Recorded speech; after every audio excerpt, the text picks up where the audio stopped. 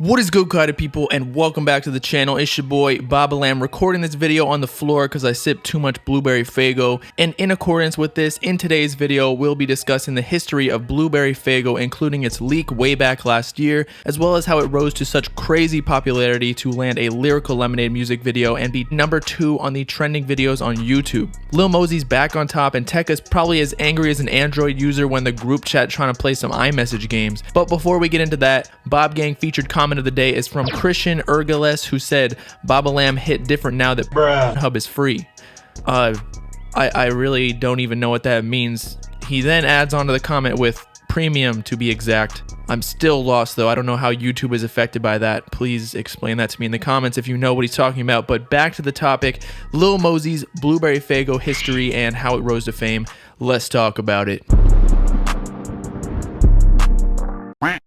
Okay, so if you're a Lil Mosey hardcore stan, you're probably sick of this song because it's technically been on the internet since mid-2019, and that the OG version of the song without the second verse was originally leaked on June 4th, 2019. Instantly, the leak/snippet community knew this was a certified hit and constantly harassed Lil Mosey for the record to be dropped on his upcoming album, Certified Hitmaker, where it belonged according to the name of the album and its undeniable hook. In fact, similar to Playboi Carti, fans already memorized the song word for word, and that when Mosey finally decided to preview the song live at a concert, he was surprised with a crowd full of stans that recited the lyrics like the song had already officially been released. Leading up to the Certified Hitmaker album, the snippet and leak had been kept pretty secret in the sense that the general public didn't know about it, but after the album was released on November 8th, 2019, and Blueberry Faygo was not listed on the track list, something had to be done. Not just for the fans, but also Mosey, because the poor sales on the album, with only 23,000 units sold first week after being a solidified artist in the game for well over a year, compared to his debut project North's Best, comprising of his very popular songs like Notice and Pull Up that gave him his first rise to fame, and only sold 2,000 less albums than his sophomore album with 21k units first week, causing hip-hop fans to dub this recent project Certified Mid-Maker. And don't get me wrong, I still listen to some of the songs on Certified Hitmaker, but if you're gonna name the album that so confidently, you better back it up, and honestly, it just didn't amount to the expectations. If he included Blueberry Faygo on the album, maybe this would be an entirely different story. However, the reason it wasn't is because his management ran into a few problems. It was later found out that the reason Blueberry Faygo was held up was due to a sample issue within the instrumental of the song, and that it utilized elements of an old R&B song from 1990 by Johnny Gill called My, wherein if you listen to the original song by Gill, you can clearly hear the distorted chorus in the beat of Mosey's song underneath the primary vocals.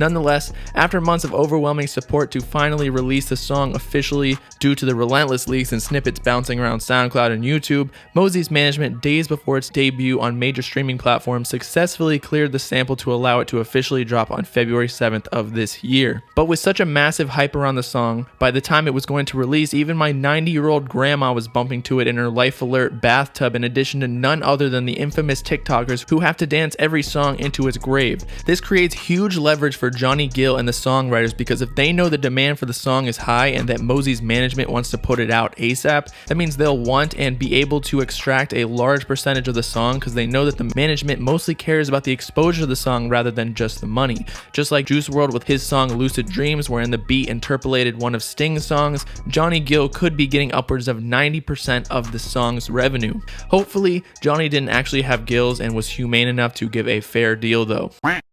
As previously mentioned, fans weren't happy when Blueberry Faygo was not included on the Certified Hitmaker album. Thus, with most things that are not given right away, they are taken. For in the months following the album release, a string of Blueberry Faygo bootlegs were uploaded to all major streaming platforms, including Spotify and Apple Music, under various aliases in the same manner that is done to Juice WRLD, Playboi Carti, and Uzi.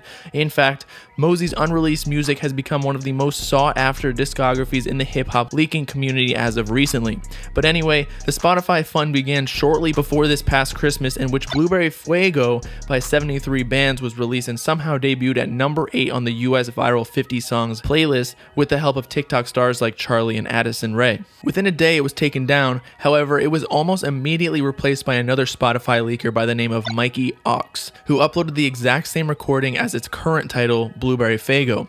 The next removal was replaced by a young anime, wherein now it reached number 1 on this US Viral 50 playlist on Spotify, but once again was removed and replaced by a slew of others with derivatives of Blueberry Faygo titles such as Blueberry Faygo, Blueberry Ferg, Burberry Faygo, and Blueberry Fanta.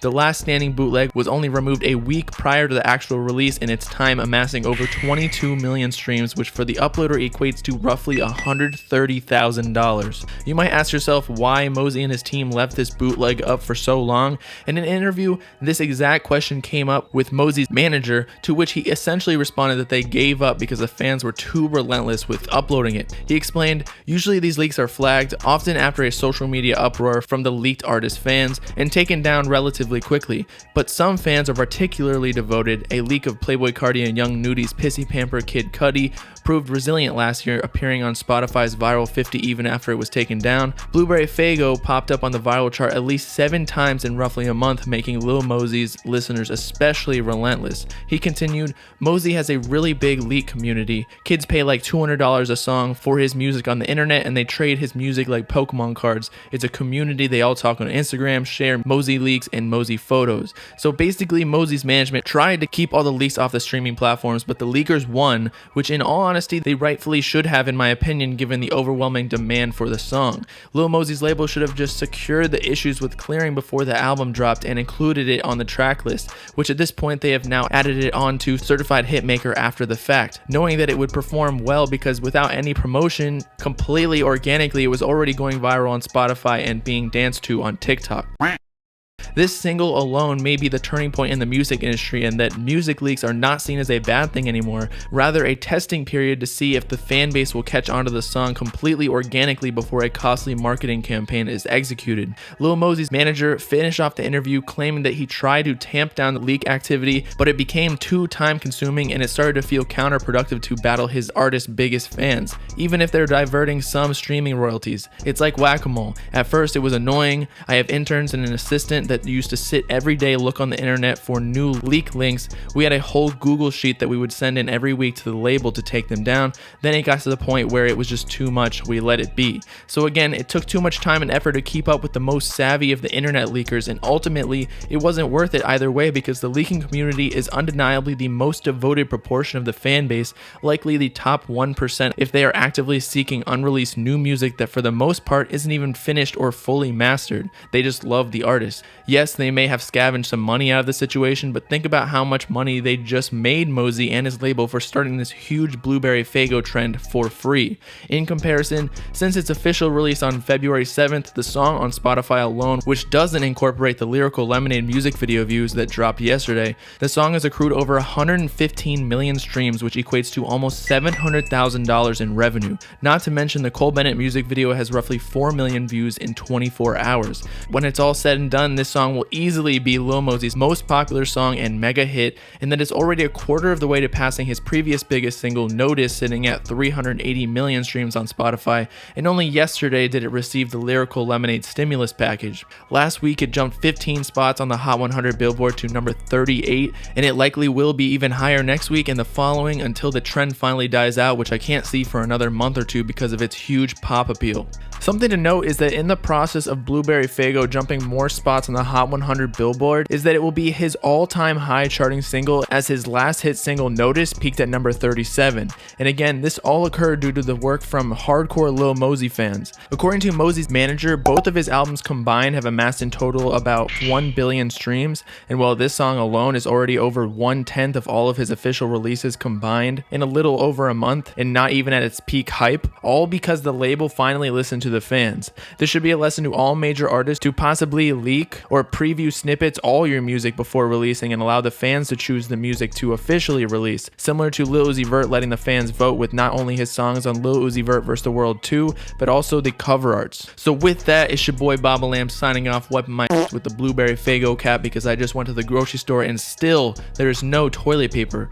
Let me know in the comments if y'all were listening to the song before it actually released officially. Make sure to like and subscribe while you're at it, as well as to keep keep up to date with me on all my socials in the description if you with it. Peace out, Cardi people. Know what I'm saying? Brr.